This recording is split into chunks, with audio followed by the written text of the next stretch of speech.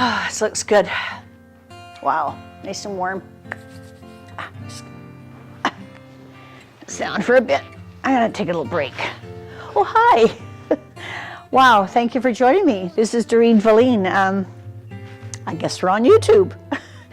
And for a nice Christmas chat. I'm glad you joined me, thank you. I've been working with men at Freedom's Door Men's Recovery, and it's a men's addiction.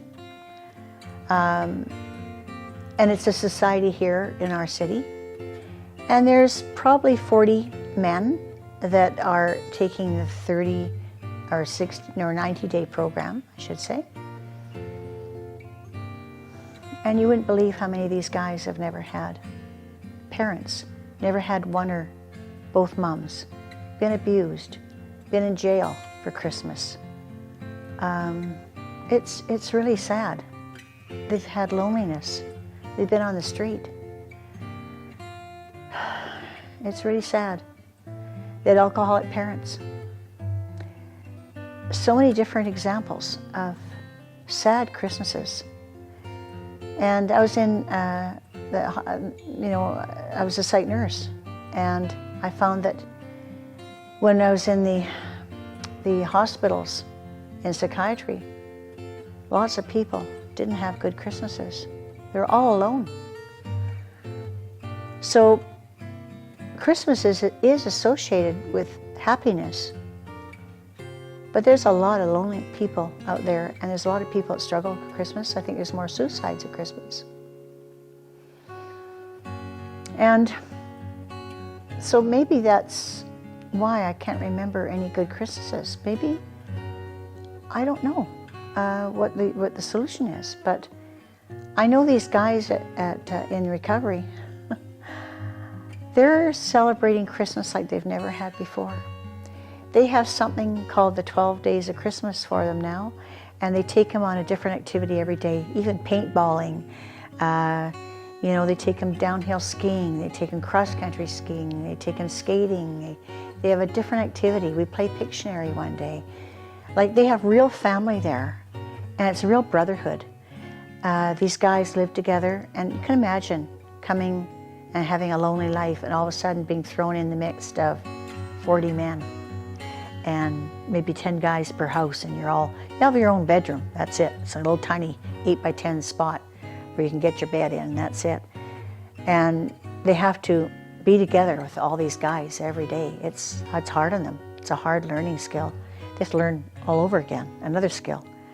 But what I see every day on their faces, that's why I love going there, is the joy. The joy of having people around them. A new family. A family they never experienced. These guys, these brothers, man, they support each other. They just have to look at someone.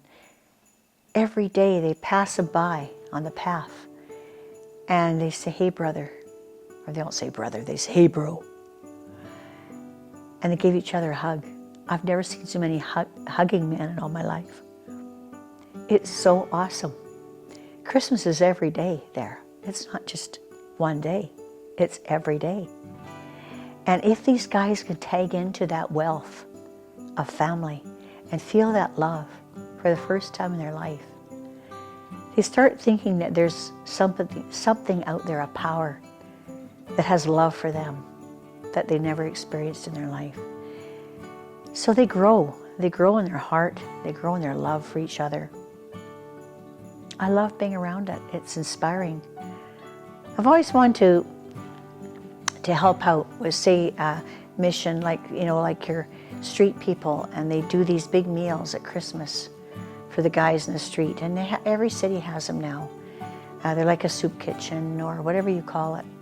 I've always wanted to help out doing that, but I never did. And now I'm thinking, with my experience, that's only one day. I think I would feel very sad if I did that, because what are they going to do tomorrow? Where's the volunteers tomorrow? Where's the people who will come in with these street guys and ladies too, that come in for a meal? Where's the people that are willing to just sit down and chat with them or listen to their stories? They'll have stories. They'll have lives. And willing just to listen to what went on in their life and empathize with them. Feel them. Feel their stories. Feel their love. Feel their sadness. Feel their loneliness. So I think that's why I never volunteered for those things. So if you ever have, I sure would like to hear some positive things about that.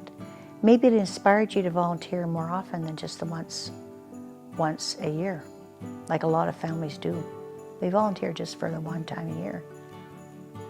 So I'd really like to hear that, hear your story. And I think I need to hear some positive stories too. I'd like you to share with me some of your positive stories.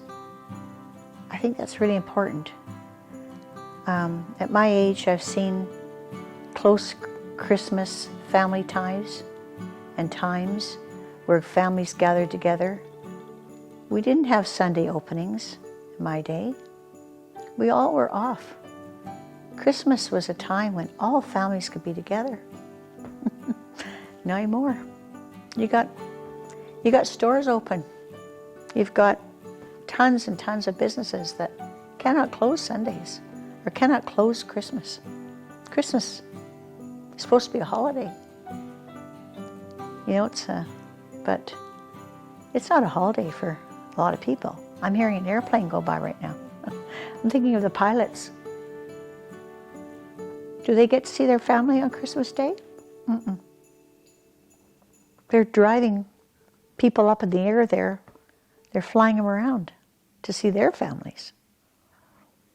You know, flight attendants, baggage holders, baggage carrier holders, people working in the terminals. They don't have Christmas.